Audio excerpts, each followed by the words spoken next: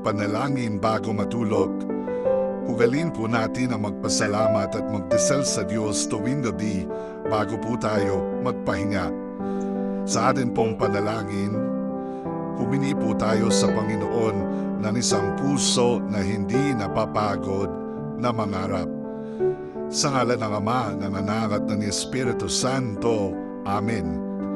Bawain Panginoon, kami po ay lumalapit sa inyo at humihingi po ng isang puso na hindi napapagod na mangarap sa buhay. Alam po namin, Panginoon, na meron po kayong mga magagandang planong inihanda para sa amin. Alam po namin na kinakailangan po namin kumilos din upang maisakatuparan ang aming mga naisin sa buhay. Pero napakaganda, Panginoon, na kung ang aming naisin at ang iyong nais, ang iyong banal na kalooban ay magtagpo. Ang iyong plano para sa amin, Panginoon, ay napakabuti at napakaganda.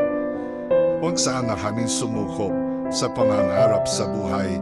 Huwag sana kaming mapagod na lumaban at kumilos sa buhay.